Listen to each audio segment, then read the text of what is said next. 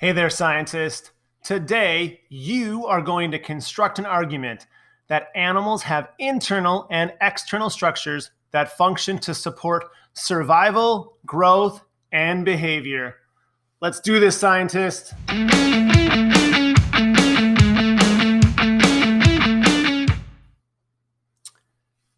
Welcome back, scientists. I am Mr. Steier, and this is Mr. Steier's Classroom. Today, you are constructing an argument that animals have internal and external structures that function to support survival, growth, and behavior. If you remember back to our last few lessons, we have been talking about the internal and the external structures of an elephant. And I want you to remember all of the things that you learned about those internal and external structures of the elephant. You might recall things that you learned like about the skin of an elephant, the trunk of an elephant, the feet of an elephant. You might recall that you learned how food is digested in an elephant, the passage of digestion. You might remember all of the functions of the lung and the heart and the brain, what the bones do, what the muscles do. You might recall all of those things. And you're going to need all of that knowledge in order to do today's work. So for today's work, we're going to start by recalling or remembering all of the things that we know about our elephant, its internal and external structures, and we're going to see if we can apply that knowledge to the wolf. So in looking at our image of the wolf here, what similarities do you see between the wolf and an elephant? Oh, great. Yes, exactly. They both have bones. Good one. They both have muscles. It looks like they both have lungs and a brain. They both have eyes. They both have ears, intestines, feet, legs, a tail. Those are all excellent things for you to note.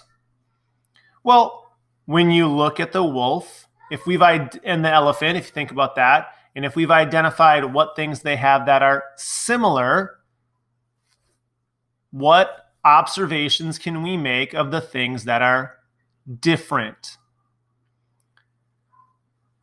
Yes, the wolf is much smaller. Obviously, a wolf does not have a trunk. We can see that. This wolf has much thicker fur and more hair on it that we can notice than the elephant. And the bone structure of the feet and the legs is substantially different from that of an elephant. So how do we use our comparison here in order to construct an argument?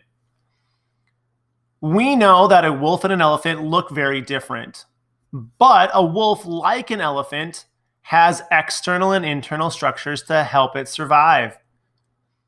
What you're going to do today is you're going to use all of the knowledge that you know about elephants and apply it to another mammal here, the wolf.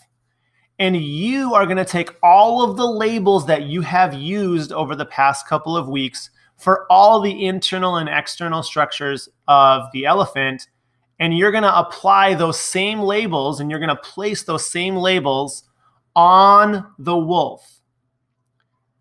Now, some of them, we already noted, will not match. You're not going to be able to use the trunk label on a wolf.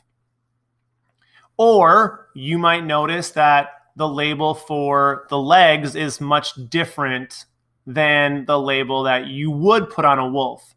However, they both do have legs and the same bone structure in their legs to keep them upright. After you have taken and you have labeled those structures, I need you to think critically about the comparisons that you can make. Because remember, you're constructing an argument that animals have internal and external structures to support survival, growth, and behavior. So what does the elephant have that supports survival, growth, and behavior? That is the same as what the wolf uses for survival, growth, and behavior. So the first thing we do is we're going to list. We're going to list and we're going to label everything we know that matches. Our second step to make our argument is we're going to compare. We are going to work and we are going to compare the wolf's structures to the elephant's. We're going to see all of our labels that match. Even though a wolf and an elephant have some obvious differences in their internal and external structures, do you think the basic functions of the structures are similar or different?